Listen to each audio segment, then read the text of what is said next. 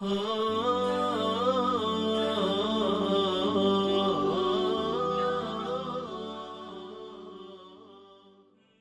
it, does not reflect on the Quran, does not think and act upon the content of the Quran, then he shows us that nothing will be sufficient for an individual.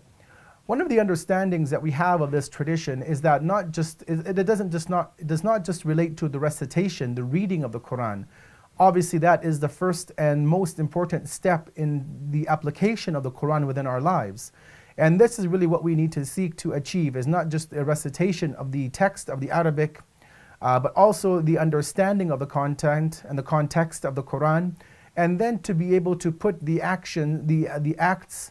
within our lives into the framework of the noble Quran. And when we're able to do that, when we're able to gather ourselves and put our lives in the picture of the Quran, to realize, for example, the verses that speak about complete trust and reliance on Allah,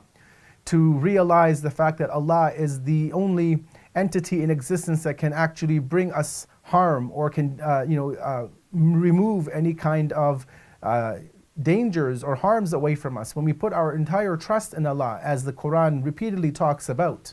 then at this level, this may be one of our first steps in realizing the worth of this tradition within our lives. That by reading the Quran, by contemplating on the Quran, by putting these sorts of verses into a practical application, that we will truly become needless of everybody except for Allah. Now obviously Allah does His actions, He performs and He manifests things to us and grants us things through the means of other people, of other human beings. Whether it be the job that we have and the income that we earn, we understand that Allah is the true provider of our sustenance, but it comes through individuals.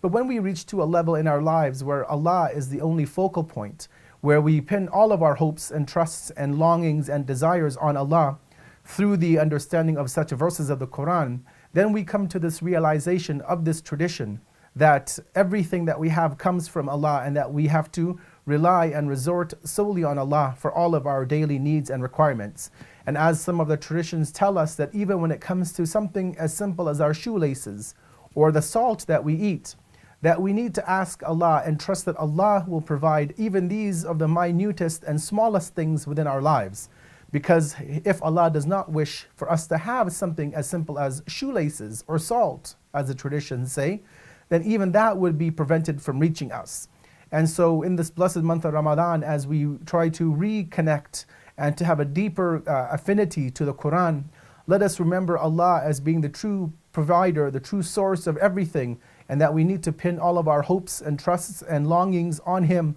and that if those are good for us for this world and the world to come, then these will be manifest for us. And if they are not given to us, that we realize that perhaps there is something better for us in store in the future of this world or of the world to come. Wassalamu alaikum wa rahmatullahi wa barakatuh.